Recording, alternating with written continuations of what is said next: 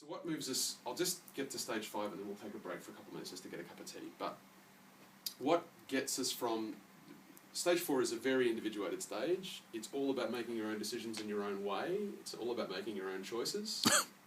No person in a Gnostic church is ever like this. It's all you, it's all your own view, it's your standard is the only standard. And so you're actually very cut off from anyone around you. You've got your own way of seeing everything, and that's just that. So what affects a transition out of stage 4 is that the walls between you and everyone else start to become a little porous. And you begin to see that maybe there's some way to encounter other people in this. Perhaps this is a possibility for connection. Perhaps there's something beyond. Maybe it's not just what I think. Maybe there's something else. And then you move to stage 5. Now, stage 5 will probably seem familiar. Again, any of us might be at any of these stages cognitively. We may not be at these stages in our faith development. And that's the deep question to be asking this afternoon, is I can make sense of this, but where's my faith at? How do I account for my ultimate environment? What's my matter? What's my utmost concern? How do I think of God? What stage is that at? That's the kind of self-question. Conjunctive faith, I'm going to play because it's pretty.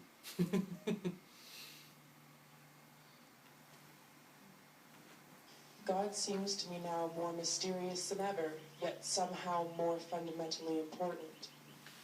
God is subtle but profoundly real and powerful.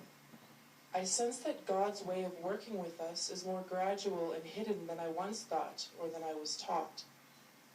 Doing the will of God for me now seems much more inductive rather than deductive, a process, and it is a process. The will of God is not some body of commandments or some demarcated path that we are to find ready marked through the wilderness. It is not in any simple way working to bring some clear conception of a kingdom of God. So that's a transcript from someone at the conjunctive stage, which is quite rare. To get beyond individuated reflective is quite rare. And often only happens kind of in the context of a midlife crisis. Everyone's got their own individuated view of how things are. I'm a complete individual. I've made up entirely my own mind. This is all incommensurable. We've all got our own ways of looking at the world. I've got a right to my own way of looking at the world. The conjunctive stage is the stage of being able to conjoin that which cannot be reconciled. It's impossible to reconcile each individual's own worldview. They're completely individual. And yet, what happens at the conjunctive stage is the person begins to see that actually, in a mysterious way, things are somehow joined together. That there's a alliance, a connection between things. And often the way this happens is by a return to a tradition, which can look odd to friends. Because a person's gone through a very sort of rationalist stage, an individuated reflective, and what happens at stage 5 is a real re-embrace of what seems like a very traditional stance. I think your friend's from Bada. No. No, because that's very much part of. Well, it's very traditionalist, isn't it? Yeah. In general, right? So it's embracing tradition and all the old symbols that come from your spiritual background by choice, or sometimes someone else's spiritual background. Some people affect this by moving from their birth tradition to a different tradition, to Hinduism or Buddhism typically, or for Hindus or Buddhists to move to Christianity and to kind of really get into the deep tradition of it, or to move from Western Christianity to Orthodoxy sometimes, and to kind of really get into tradition and symbol. So it's sometimes called a second naivete, because the person really embraces that stuff as though they were at the mythic stage. And to people outside, it can look like the person's kind of become some kind of mythic literalist. What's going on? You're going crazy. What's all that about? But actually, it's a way of kind of opening to that symbolic dimension, that's sort of the sense of the deeper self, very much the kind of territory Jung talks about, to kind of open out and find that kind of connection and conjunction with other people.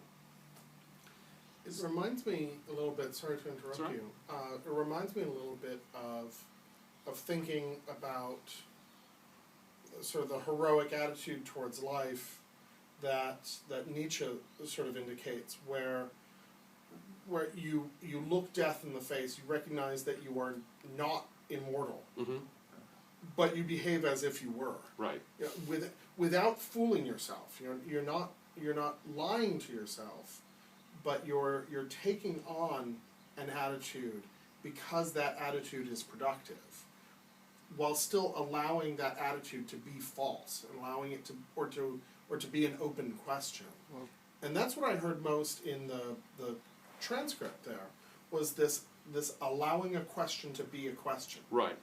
And not saying, needing it to be resolved. I have to have an answer right now. Right, and if exactly. I don't have an answer, then it's not a valid question. It's a question. It's an engagement with the mysterious. There's a lovely phrase to stay alive to the question. Yeah. You know, or to hold things in tension is another phrase that sort of comes up amongst folks at this stage, I think.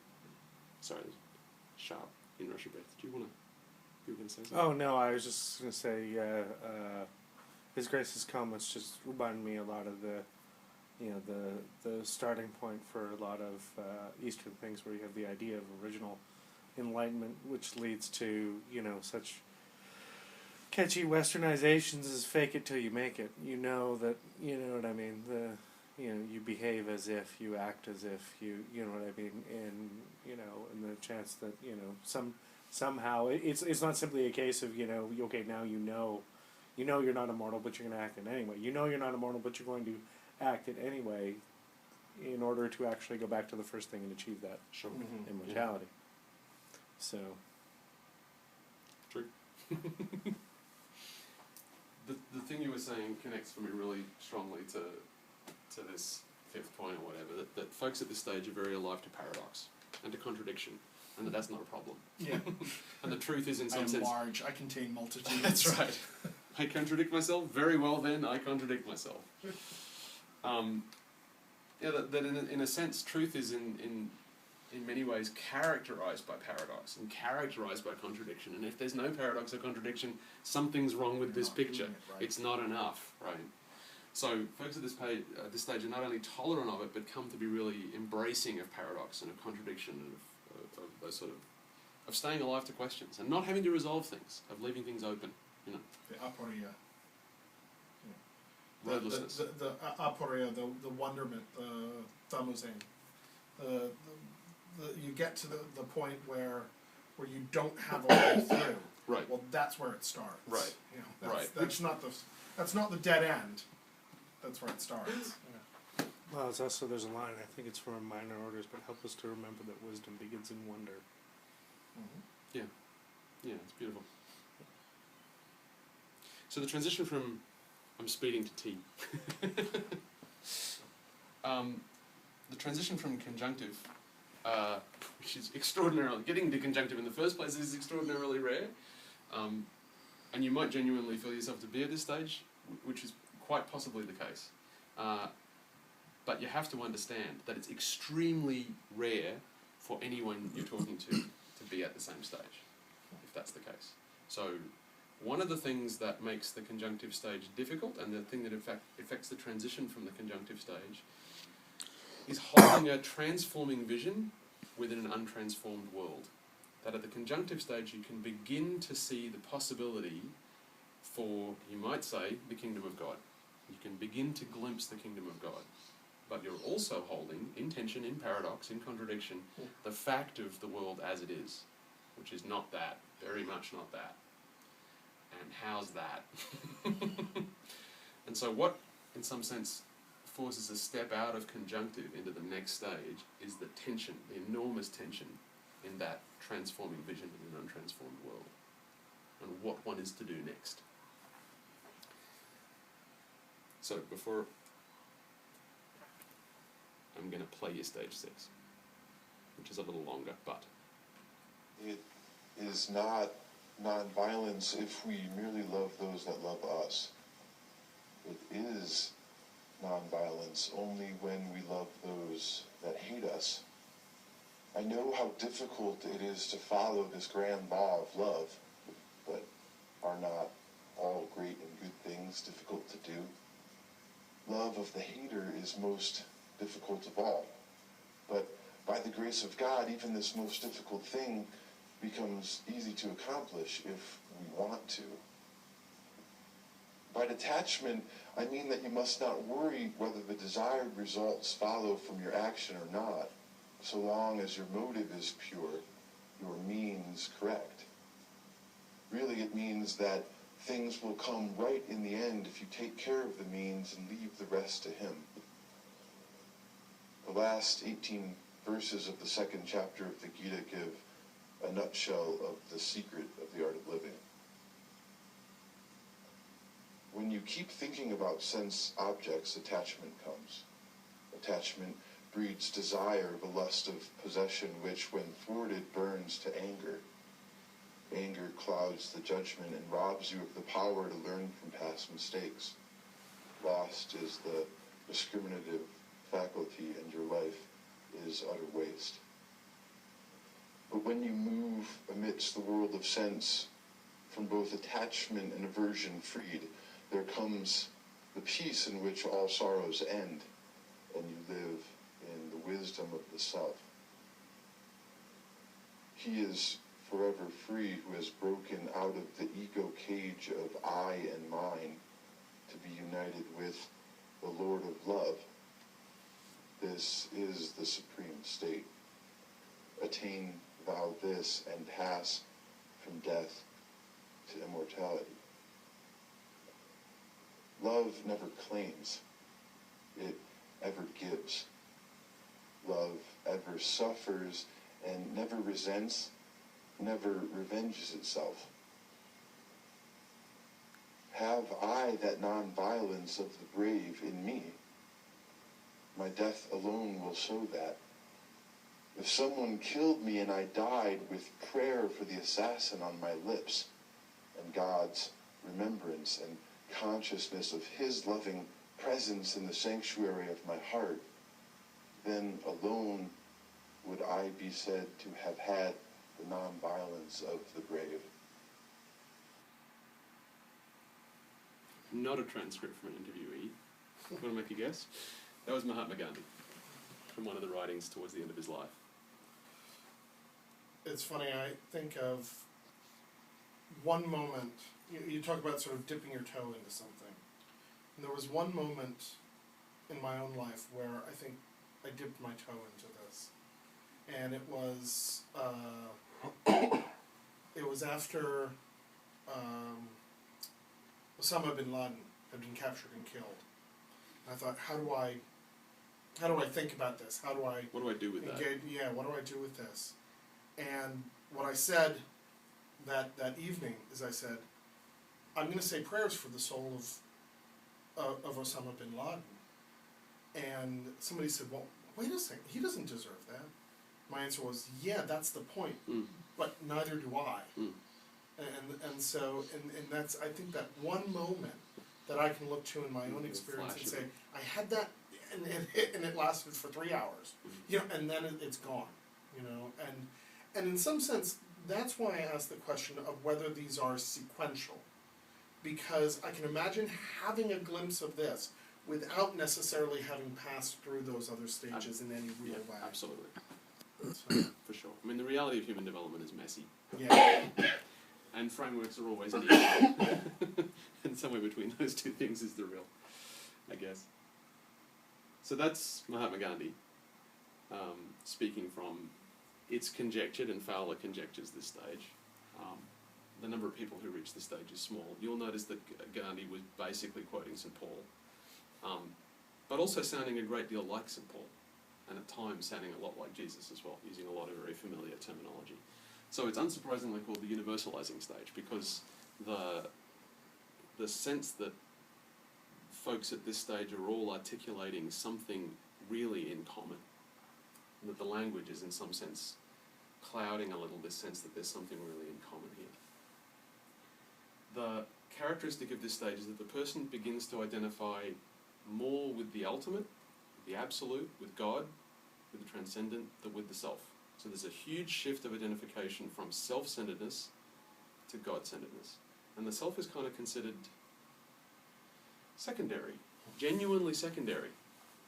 And this is not something most of us can identify with. In fact, if someone showed up and started talking like this, most of us would consider, you know, that you probably need some help. We need to get you off to a therapist. There's something really wrong here. Or beat him over the head. Yep.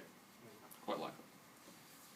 But at the same time, this is the voice of St. Paul. Right towards the end of his life is this voice of radical kenosis, of radical self-emptying, of being completely filled with God and being moved by God, and nothing else being left.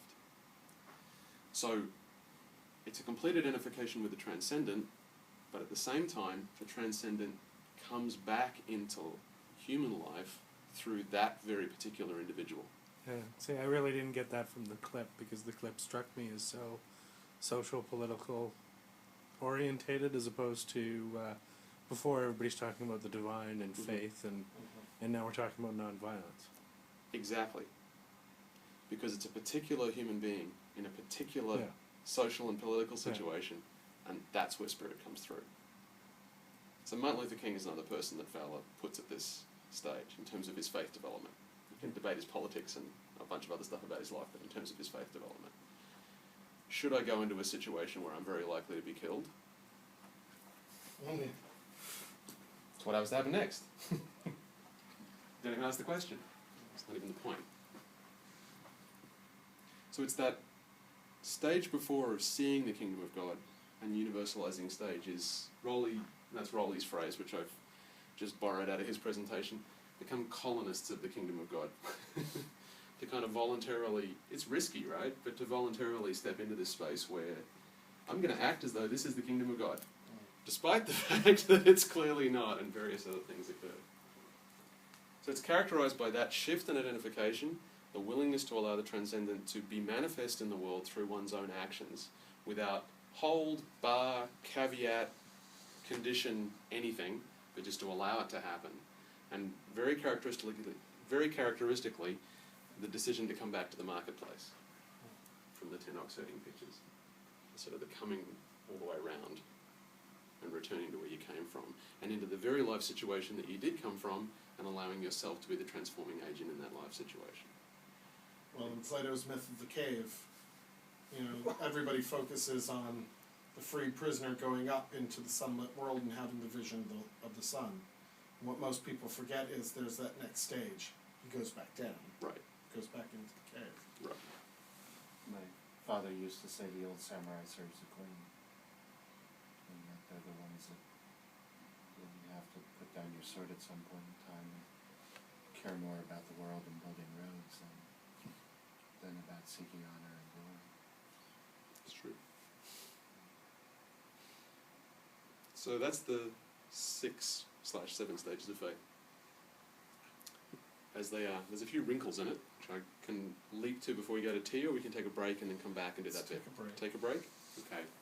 Thank you very much. Thank you very much. Hi, YouTube crowd. Let's get through the next couple of slides and then we'll get into the experiential bit, and then I will stop the tape. Okay. Tape. What am I, 60? I don't know. Well, you turned, 72 this morning? 45. Halfway to 90. I'm perched on the apex of the mountain to 90. You are closer to 90 than you are to 0. That's right. That is absolutely true. You're closer to 100 than you are to 18. Let's give that a moment. That's not true, is it? No. No, but it's. I'd like to give it a moment still. Yeah, thank you. Not too many, because We need to keep it pacey. no, I'm just saying, now that you're over that hill, you want to use your time Not to be, wisely. that's absolutely true. So just a few wrinkles on Fowler's model and the reality of how things actually work for actual human beings, independent of structuralist developmental psychology. Okay.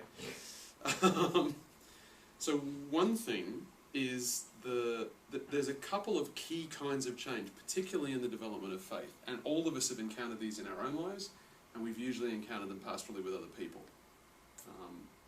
And I include Karen and Brenner in this statement, pastorally with other people, because you both worked pastorally with other people, right? I know that for a fact because I've talked to you about it. So the first thing is the distinction between what Fowler calls evolutionary change and revolutionary change. So evolutionary change is what we've been talking about for the last couple of hours. This is this sequence of developmental stages where the ability to understand increasingly broad perspectives on faith begins to unfold in the human being. The other kind of dramatic change that happens in faith, in spiritual life, is revolutionary change, which is what you'd more commonly call a conversion experience. So when someone is within a particular spiritual system or a particular faith tradition or a particular religious community and reaches a point where for one reason or another they quite reasonably say to themselves, this doesn't suit me anymore. I need to get out of this. This is wrong. So either the content, it's always about the content of the tradition, right? A revolutionary change is about the content of the tradition. So it doesn't always indicate a shift in developmental stage. It indicates a desire or a willingness to shift the content of the spiritual tradition. So that might be a small change from being a Roman Catholic to being a Protestant, or it might be a very large change from being a Buddhist to being a Christian, or a Christian to a Buddhist. So the whole, sort of all the, the content of your religious tradition shifts from one to another, and you've got to take on, new language and new images and new musical scales and new all kinds of things, new brands of incense.